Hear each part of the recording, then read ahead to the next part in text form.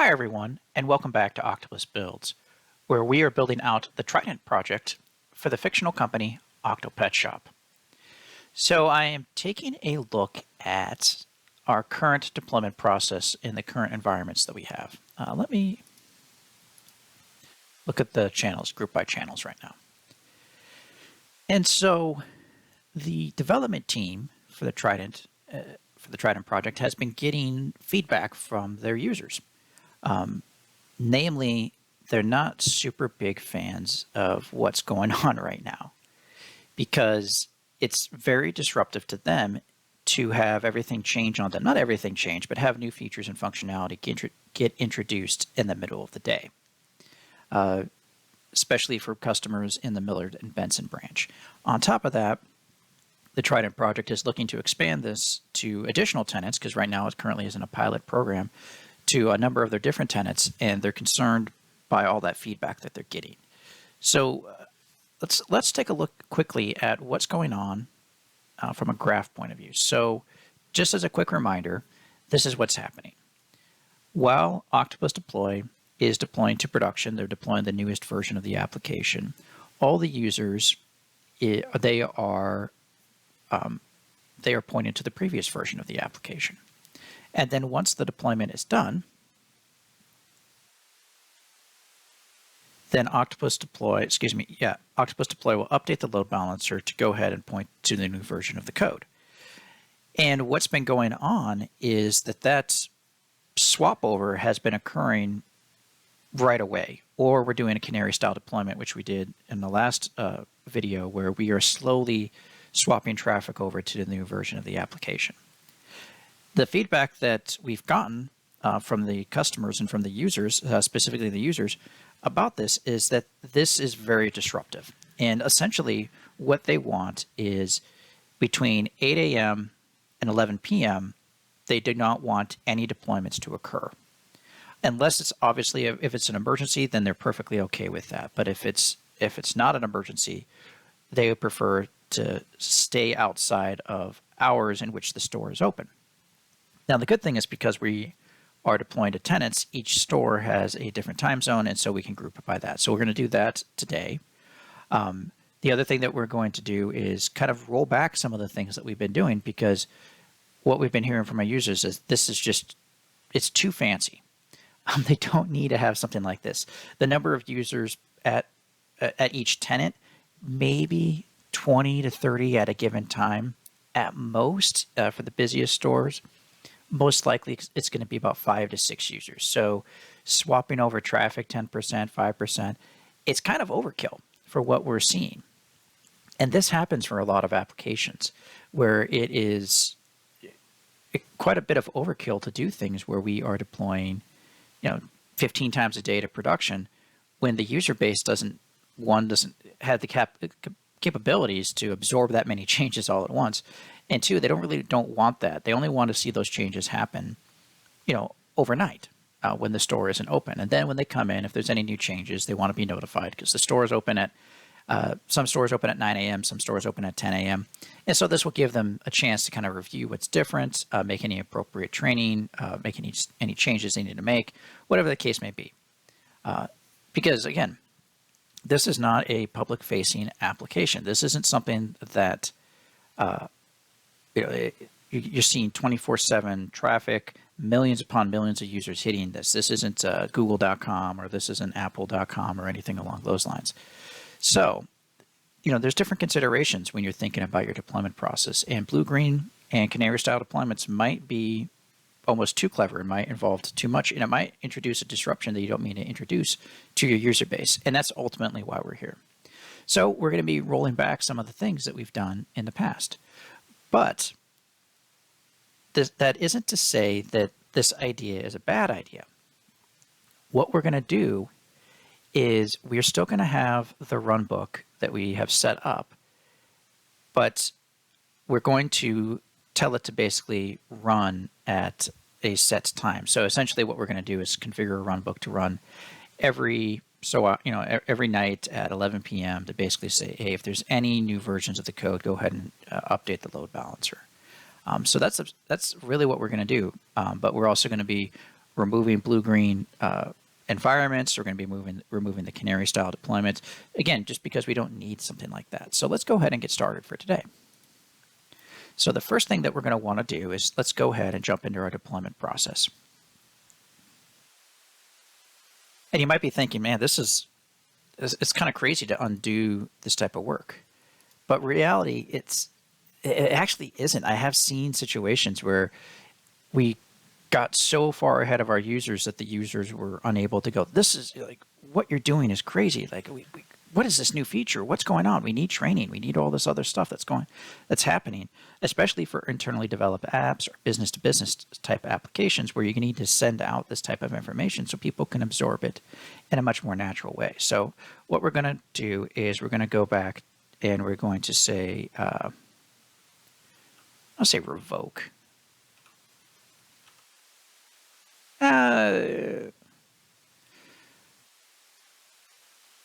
Say back to staging, kind of like Back to the Future.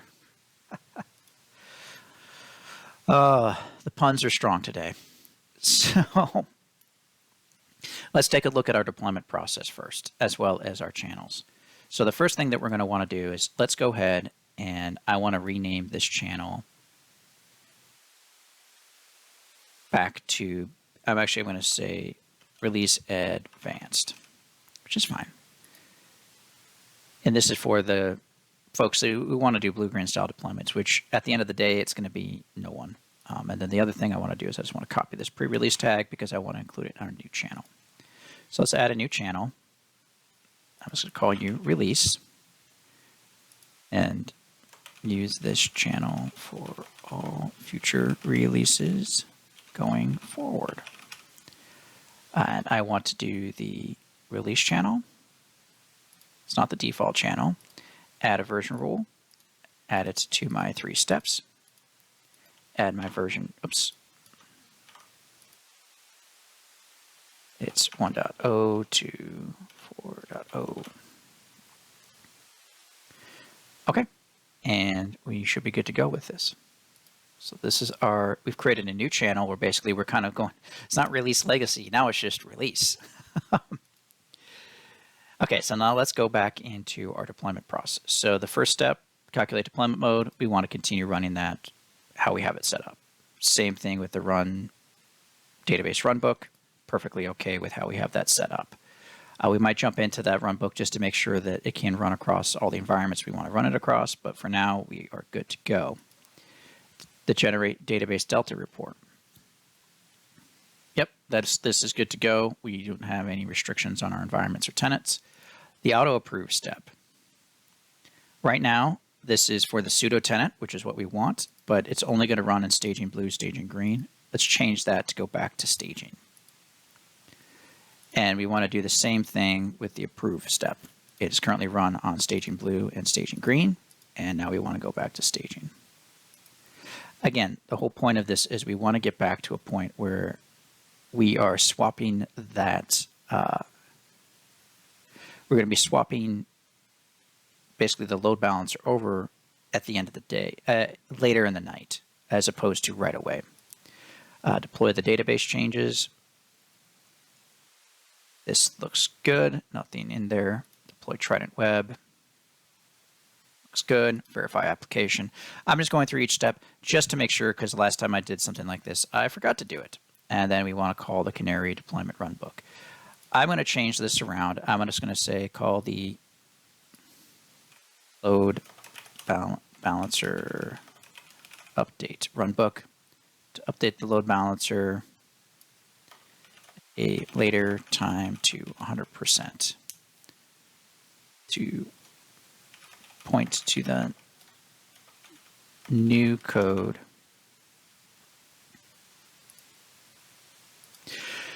Now you might be wondering, why am I getting rid of staging blue and staging green in this particular scenario? Well, as the users have gotten more and more feedback, what we were seeing is kind of this weird situation where staging blue and staging green were basically both running on the same set of servers. Same thing with production blue and production green.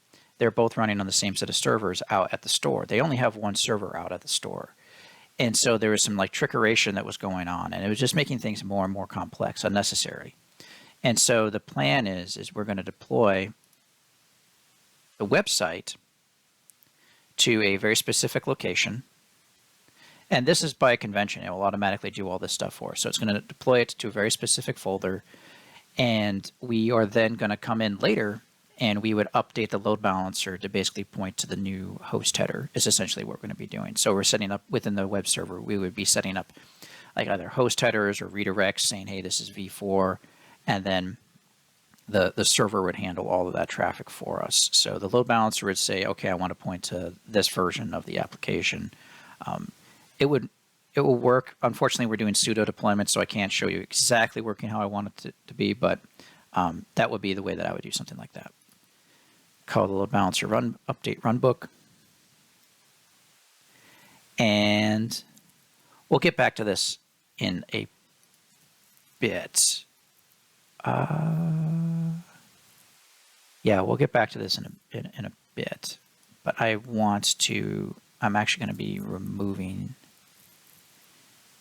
this because we're going to be doing everything at 100% going forward. And we'll get into we'll do the scheduling in just a bit. So for now, we can just call the run book right away. Actually, we will call it, we'll tell it to call it at 2300. So what this is going to do is it's going to say basically, I'm going to deploy at 11 p.m. today, or I'm going to run at 11 p.m. today. So I'm not going to get back. I'm not going to do scheduling later. I'm just going to do it right now. Solves the problem. Awesome. I might just actually, yep, using the default value. Cool. So we are good to go. And I am going to change this to only run for the release branch. Excuse me, release channel. And we are good to go. So let's go ahead and commit this. Say going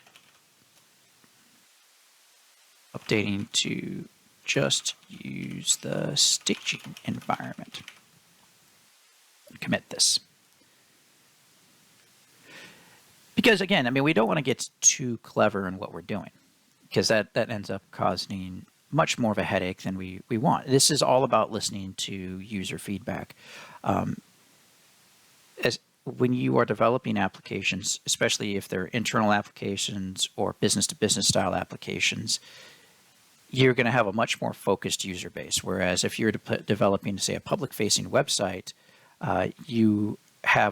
it's harder to get a good sense of what is good and what isn't good, especially when it comes to your deployments, because you can end up with a situation where you have hundreds of thousands of visitors a day, and so you're really looking at more metrics, aggregated metrics, to see what people like and what they don't like, or if we experience a downtime, what type of thing are we getting. But then you're also thinking, at that scale, if I were to add this feature, how could we do some A/B style testing or everything like that? Whereas here, we're deploying to individual stores, and the number of users that we have is fairly small. So again, it does seem kind of crazy that I'm going backwards, but trust me, it makes sense in the end. So I am going to change this to just be production. I am going to change this to include staging and delete this because we don't need it anymore, because it will just be Trident octopus.environment.name and database reports. We can just get rid of both of these. Delete. Delete. And for our runbook now, because we don't have to mess around, I mean, we want to call for a very specific customer, and we're not trying to mess around with percentages and wait minutes and host update and all that other stuff. It can actually get a lot simpler. So we're going to update the runbook at the same time. So let's go ahead and delete this value, delete this value, delete this value. One thing we might want to do is we can do project.loadbalancer.update time. And we can make this 2100 by default, and we can say only do this for staging and production. it's not 2100, that's 9 p.m. 2300, that's 11 p.m. And so what we can do here, I don't know why I copied that. So I'm going to go ahead and commit this, and then I'm going to go back to my deployment process and update it. So I'm just going to say removing blue, green values.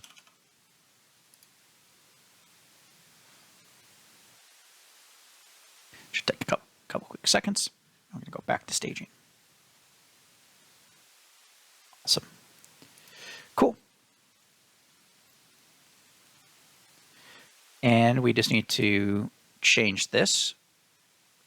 Oh, I want to make that a prompted variable. I just realized that as I was coming in here. I wanted to make that a prompted variable.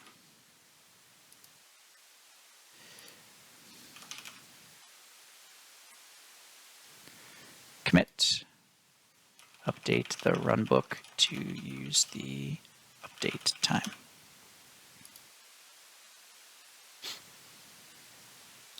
So it's an interesting thing that we're doing while I'm waiting for this to commit, is that we're actually coming back and we're not really calling a full-on mulligan with the whole blue-green style deployments. What we're doing is we are still getting the best. We're kind of getting the best of both worlds, because we're still going to be able to deploy in the middle of the day, run all of our verification, and if we need to stop it, we can go in and we can cancel that runbook. Happy days. But at the same time, we're also listening to our users, and we're not disrupting their day, because ultimately that's why we are here, is again to serve our users. And I'm just going to say load balancer.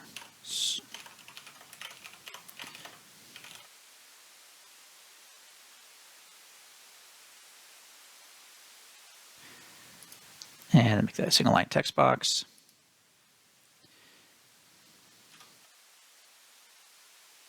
Dairy time. So 2,300 hours. If you're not in the States, then me saying 2,300, you already know what I mean by that. But for folks that are in the States, 2,300 is typically only a military or a military style jargon. So let's go ahead and do that. The load. Oops. Before I forget doing that. So that's production and staging.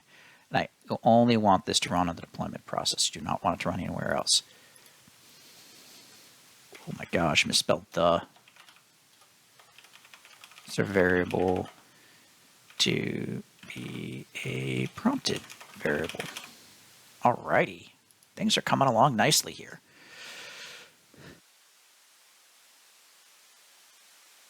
Okay. So we have updated those. And then the final thing that we want to do is we're going to update the load balancer. And I'm going to make a few changes here. Right now, it just runs for staging blue, staging green, and production blue, production green. We want this to run just for staging and production. It's more of a safety, safety, not in the loosest sense of the term. Safety, not like if you do this wrong, someone's going to come over and things are going to fall apart. This is more safety for guardrails type of thing. So what we want to do here is we will not have a delay in minutes or percent of traffic. So we can go ahead and clean this up. We also are not going to have a host update. It's actually going to be the tenant. So we're going to make this multi-tenant. Tenant name. I think it's octopus.deployment.tenant.name, if I recall correctly. Sometimes I wonder if that control I works. Yeah, sometimes the control I doesn't work inside of when I am in full screen like this, but that's not a big deal. Delay in minutes as number, not a big deal. If I know how to spell.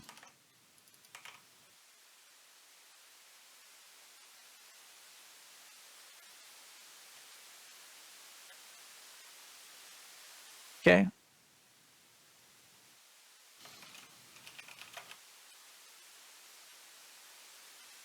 Don't have to do any of this stuff. And I don't really have to do any output variable nonsense. So this is actually working out pretty well. I'm simplifying quite a bit. This is great. I like to simplify things. For environment name servers, perfect, perfect, perfect, perfect, perfect. Done, done, done. And I just want to make sure that's actually tenant. deployment.tenant.name.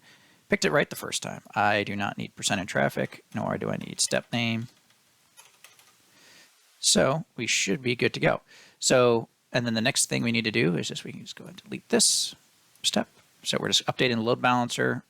We could have some verification steps in here as well.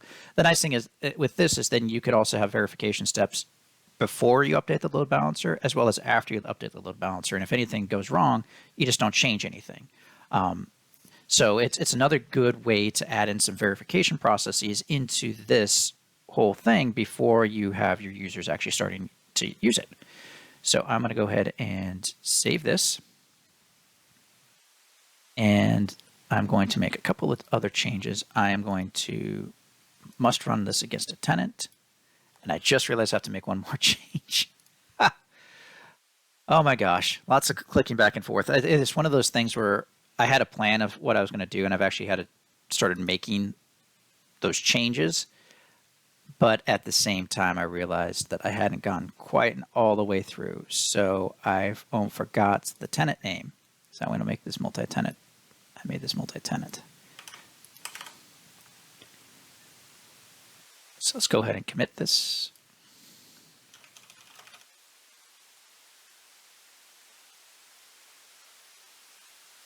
Right.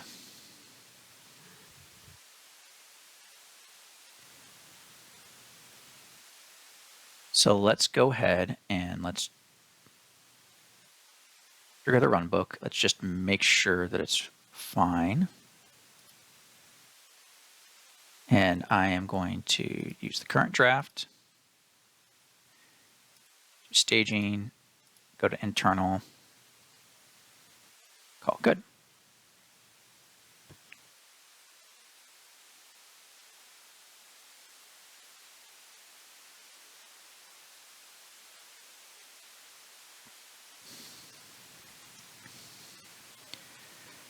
Cool.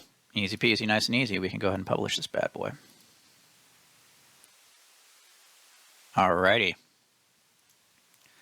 So let's go ahead and let's create a new release really quick. And let's just test this. And that won't work. Not yet anyway. I need to do one thing. So for internal, making sure that it is still pointing to staging, I want to come in here and I want to update each of my tenants. Thankfully, this is just a pilot project, so I haven't made a whole lot of changes yet. So production blue, production green. Update connection. Aha. Variables. That's interesting, it did that.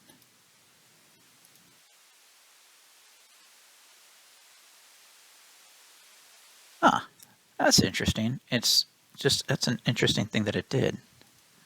So I want to do staging, production.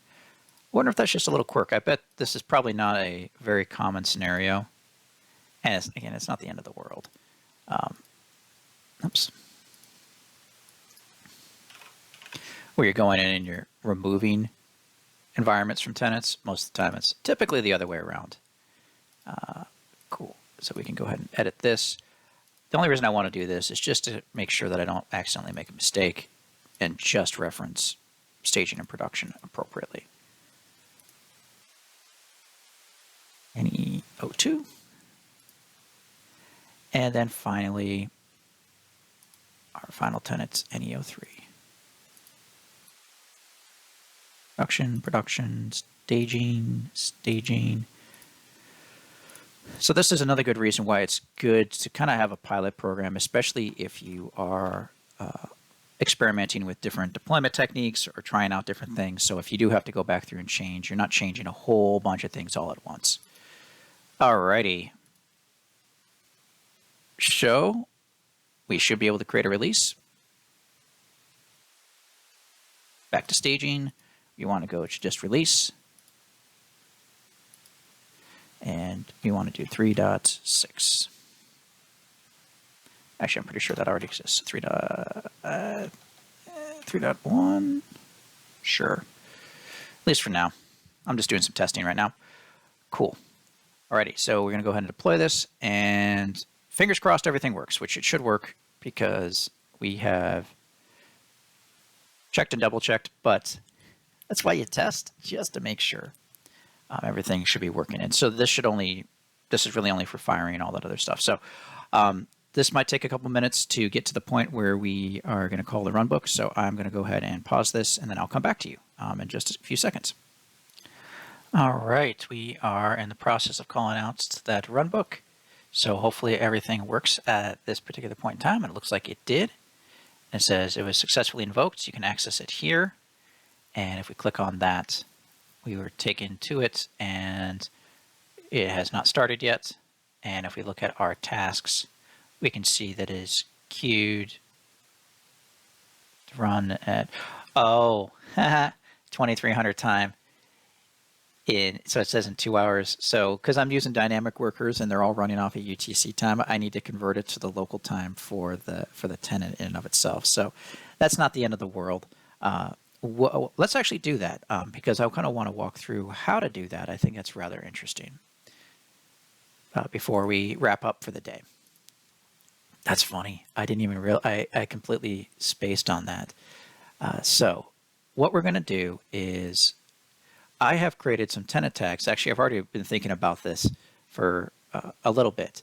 I've created a couple of tenant tags. So we already had branch type and release ring. Now I also have location as well as time zone. So I have US Eastern, US Central, US Western, US Pacific. And what I've done is I have assigned each tenant basically a different time zone.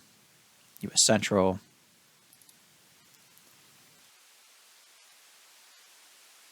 and so what we can do a couple of things here is we can come in here, we come into our variable sets, retail location, and then what we can say is time. I'm going to say retail dot, say load balancer, swap time in UTC. Now you're going to get to watch me open up a Google Sheet and figure out how to get that converted over really quick. So I was going to say UTC 11 p.m. Central to UTC.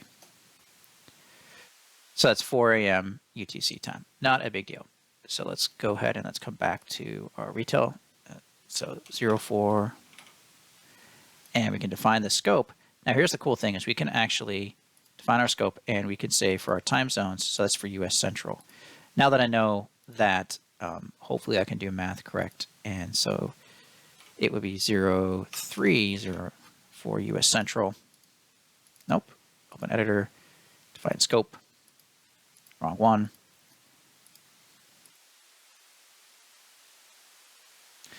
I hope I'm doing that correctly. I want to double check. Haha, yes. It's the downside of recording. When you're recording, sometimes you just have a big old massive brain farts and you can't help yourself because you'll just forget how to do basic things. And you're just like, oh my gosh. It's not really Western, it's Mountain. It's actually what it should be called. Oops. I don't know why I was saying Western. I think I just saw Eastern. I'm like, yeah, it's the same thing. 0600. Thankfully, I at least got a couple of them right.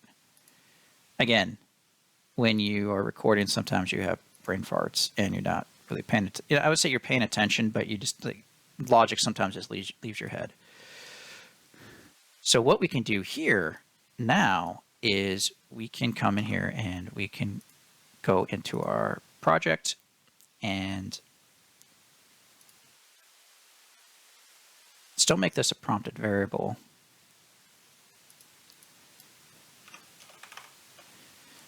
If I know how to type. But now it's going to use the library variable set value that's already been, so updating to use the library.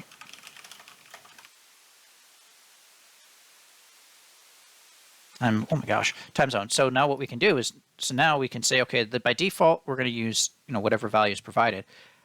However, if we are going out, if we want to override that, you certainly can. Just know that it's in UTC. So let's go ahead and let's create one more release, and then we can call it a day. 3.1.2, perfect. I want to go to my release, save, go ahead and hit deploy, go out to our internal tenant. So we should expect to see 3 a.m. for this particular case, and we should call it good. So I will be back to you once it starts calling out to that runbook. All right, so I ran into an interesting problem because it says the supply date is set for the past, so it's 0300. And that makes sense. It's not going to do 0300 for tomorrow. It's not that smart. So I will need to come up with a small way on how to do that. But this would be one way that we could do something like that with using tentative variables. But this is just something that I'll have to fix up for the next time. But just so you know, I mean, you probably won't run into something like this because chances are, like, you might have servers. Your servers are probably running on your local, close to your local time, or you already have a process that can convert things to the appropriate date time. But yeah, I will solve for that off camera, but I just wanted to show you that it did pick up 0300 appropriately for my internal tenant, which is exactly what we wanted it to do. So let's take stock about what we did today. So I'm just going to ignore this step for now. So what we did is we got to the point where we are switching the load balancer off hours, but we still get the chance to do what we wanted to do, which is deploy a new version of the code deploy a new version of the code into production in the middle of the day, perform all of our verifications, and no one is the wiser. And then later in time, so at this point, this is going to occur at, this will occur, say, at 11 o'clock p.m. for the store's local time, which is exactly what the store wants. It's what all our users want. So everything, we get kind of our cake and I eat it too. So we get this kind of blue-green style deployments, but we are controlling when we want to swap things over. But we've also simplified a number of different things that we have out there. We don't have to have this crazy, 10% of all traffic is going to this new version of the code, and we're testing it and we're verifying it and everything like that, because our application doesn't require something like that. So thank you very much for watching today. It was called a bit of a mulligan day where we're kind of undoing a few things, but this happens as you do a deployment process. You're going to listen to your user feedback. No deployment process stays static. You need to have the flexibility to go back on some decisions, because you made the right decision at that particular point in time with the information you had, but as you got more information, now it makes more sense. And so you can get a healthy compromise between the two. And this is a lot about what DevOps is all about, is having this type of compromise, not forcing people down a certain path and being completely inflexible. So again, thank you for watching today. The upcoming videos, we are going to go and start talking about integrating with build servers. So I am looking forward to that. Have a great rest of your day, and talk to you later.